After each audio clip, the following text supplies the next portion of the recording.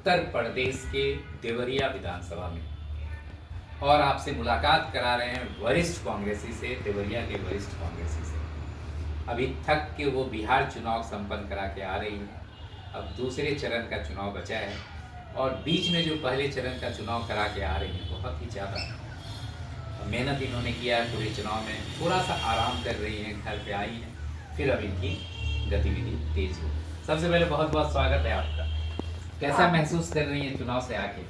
और सबसे पहले तो आपके इस चैनल को, लोगों को सभी को प्रणाम, नमस्कार और धन्यवाद।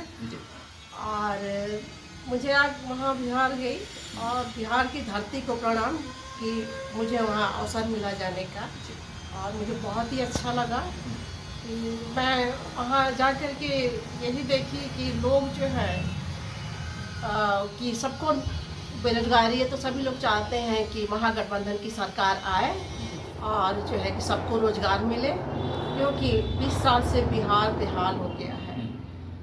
और ये भी कई लोगों को पर्सनली मैं घर अंदर घुस के पूछ रही थी कि मैं जो है कि आप लोग बताइए ताकि आपकी बातें राहुल गांधी तक पहुंचाई जाएंगी।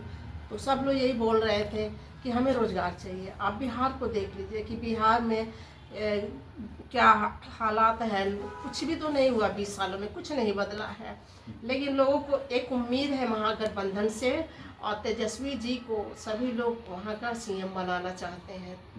तो जिधर देखिए बस तेजस्वी लालटेन और महागठबंधन, राहुल गांधी की जिंदाबाद और तेजस्वी यादव की जिंदाबाद के नारे लग रहे थे। मैं भाव विभोर हो गई कि जनता कितना पसंद करती है इन लोगों को जो है। बम्पर वोटिंग जो हुई है वो सीधा संकेत दे रही है कि महागठबंधन के पक्ष में वोटिंग हुई है, लेकिन चुनाव से पूर्व में इस बार बागी उम्मीदवार बहुत बढ़ गए थे। तो ये अंदरूनी गुटबाजी पे आप क्या कहना चाहेंगे, कितना प्रभावित करेगी चुनाव को? वहाँ के लोगों को यही है कि हमें रोजगार चाहिए, संविधान बचाओ, रोजगार लाओ, और इसके सिवा वो कुछ नहीं कह रहे। सीधे बोले कि हमें रोजगार चाहिए, संविधान बचाना है, संविधान बचेगा तभी रोजगार मिलेगा। और तेजस्वी यादव ने तो बोल ही दिया है कि हर घर में सरकारी नौकरी देंगे। इस बात को लेकर के बस इसी को लोग रट लगाए हुए, बाकी किसी और को ध्यान नहीं दे रहे हैं। वो लोग बोल रहे हैं कि वोट कटवा है, लेकिन छोड़िए, उनकी बात मत करिए, हमें शुभ शुभ बोलना है। तेजस्वी जी को लाना है, बिहार का सीएम बनाना है, महागठबंधन की जय, कांग्रेस की। चलिए, आप सुन रहे थे तारा यादव जी को।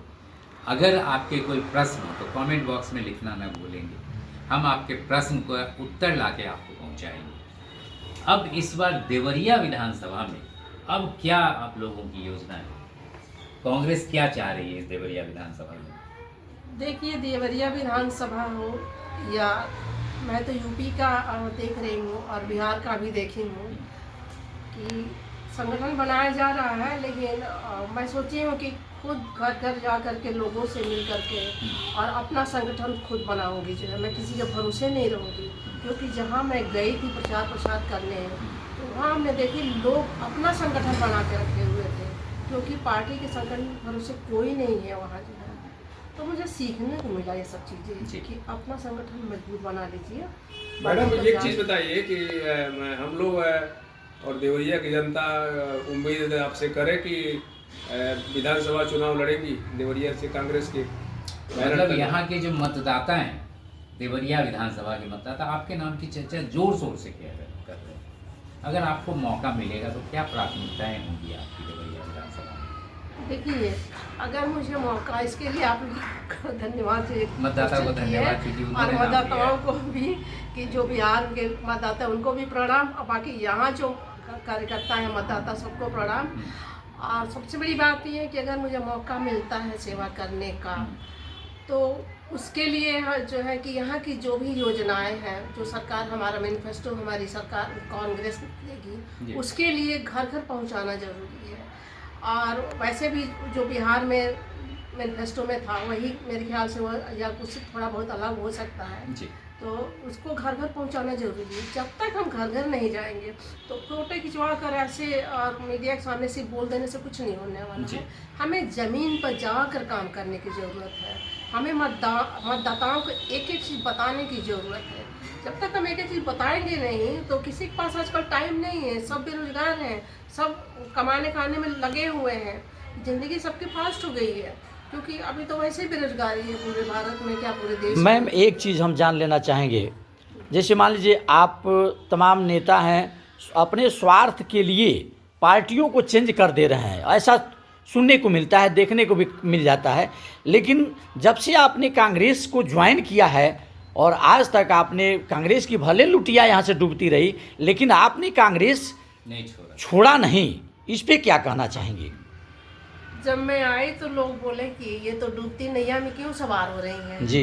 मैं बोली कि एक दिन इस डूबती नैया को आप ऊपर देखेंगे कि बड़ी फास्ट तेजी के साथ ये चलेगी। अच्छा। और मैं इंतजार करूंगी और मैं मेहनत कर रही जी। हूँ, अपने क्षेत्र में जाकर के लोगों से मिलती हूँ और करती हूँ, और कांग्रेस आएगी और भारी बहुमत के साथ आएगी एक दिन, देखिएगा आप लोग, बस समय का इंतजार करना। कांग्रेस आएगी। तारा यादव देवरिया विधानसभा अगर जीतती हैं, सदन में जाती हैं, तो इस जनता के लिए पहला एक प्रश्न विधानसभा में क्या होगा?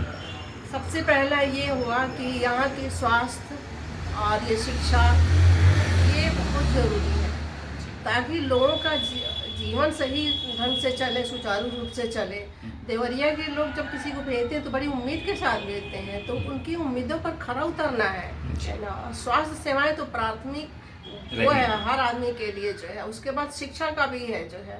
आप शिक्षित नहीं होंगे तो कहाँ से कुछ कर पाएंगे जो है। अभी सुनने में आ रहा है कि इतने स्कूलों को योगी सरकार ने वो बंद करा दिया है, तो ये सब चीज़ें सही नहीं है। अगर आप देश की भलाई चाहते हैं, देश को आगे ले जाना चाहते हैं, तो शिक्षा महत्वपूर्ण है। अंत में क्या अपील करना चाहेंगे देवरिया के मतदाताओं से?